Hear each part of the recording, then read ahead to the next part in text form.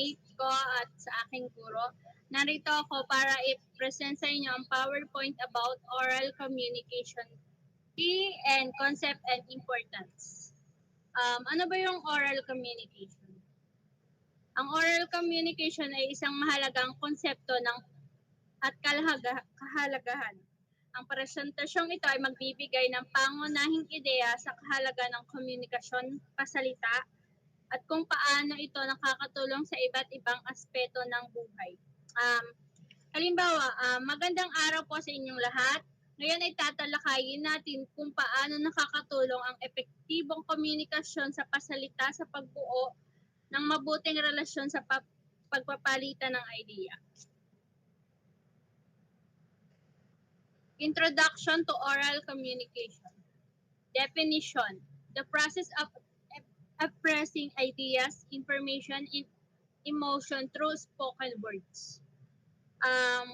Ang proseso ng pagpapahayag ng ideya, impormasyon at emosyon sa pamamagitan ng salita. Importance is essential in a building relationship, conveying information and influencing decision.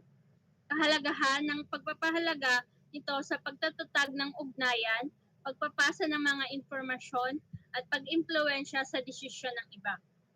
Halimbawa nito is, kapag nagpapaliwanag tayo sa harap ng klase o kausap ang isa nating kaibigan, gumagamit tayo ng komunikasyong pasalita. Elements to oral communication. Sender. Initiate the image. Tagapagpadala. Nagsisimula ng mensahe. Message. The information of being conveyed. Mensahe, ang impormasyon o ideyang nais iparating. Channel, ang daluyan ng mensahe o daluyan ng mensahe, harapan, telepono at iba pa. Receiver, the person interpreting the message. Tagatanggap o receiver, ang tumatanggap ng napagkakahulugan ng mensahe.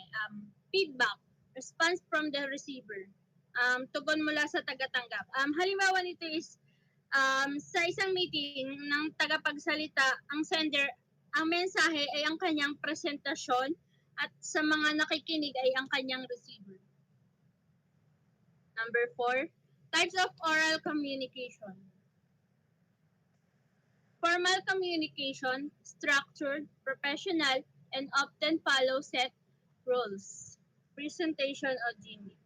Maayos at may sinusunod na alintuntunin, halimbawa ang presentasyon at pagpupulong. Informal communication, casual, spontaneous. Di formal at komunikasyon, informal at kusang naggaganap, halimbawa usapan sa pagitan ng mga magkaibigan. Halimbawa, ang isang halimbawa nito, ang pagde-deliver ng talumpati sa paaralan ay formal, habang ang mga kwentuhan ng mga mag-aaral ay di formal. Number 5, principles of effective oral communication. Clarity and consistency. Ingay at istorbo. Mga bagay na humahadlang sa malinaw na mensahe. Active listening. Hindi pagkakaunawaan, maaaring magdulot ng maling interpretasyon. Proper tone and body language. Pagkakaiba sa wika, pwedeng humantong sa kalituhan. Emotional na blockage, maaaring makaapekto sa tamang pakikinig. Halimbawa nito is, kung maingay sa paligid, mahirap marinig ng malinaw ang sinasabi ng kausap. Kasi nga, di ba, maingay. Number 7, barriers to effective communication. Noise and distraction. Makinig ng mabuti. Unawain ng maayos ang sinasabi ng iba. Misunderstanding or misinterpretation.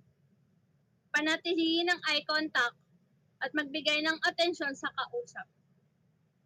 Language difference.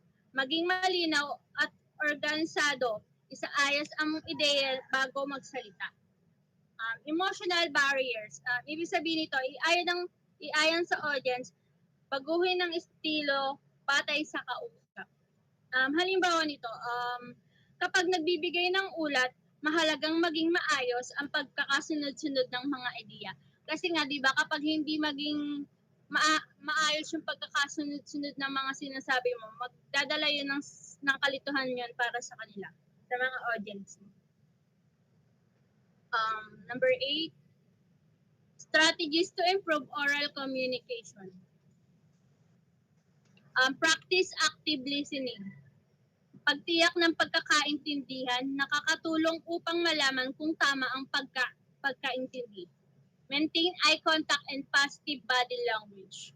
Pagsusuri ng pagsasalita, nakakatulong sa pagwawasto ng pagkakamali. Be clear and organized in delivering messages. Pagpapaunlad ng ugnayan na nagbubukas ng interaksyon sa pagitan ng tagapagsalita at tagapakinig. Halimbawa, kapag nagtanong yung guro mo sa klase, ito ay isang parahan para pagkuha ng feedback para malaman o kung naiintindihan ng mga estudyante ang aralin. Importance of feedback in communication. Ensure message is understood correctly. Pagsasalita sa publiko, pagbibigay ng talumpati sa harap ng maraming tao, helps identify areas for improvement. Talakayan ng grupo, palitan ng ideya sa loob ng maliit na grupo. Panayam, pakikipag-usap para impormasyon o trabaho. Negosasyon, pagkakasunduan sa pagitan ng dalawang panig. Conclusion. Recap the importance of oral communication. Ang komunikasyon sa pasalita ay mahalaga sa pakikipag-ugnayan at pasalita ng pagpapalaganap ng ideya. Emphasize the need of continuation, improvement, and practice. Paghihikayat ng patuloy na paghusayin ang kasaysayan ng komunikasyon para sa tagumpay at personal na professional ng buhay.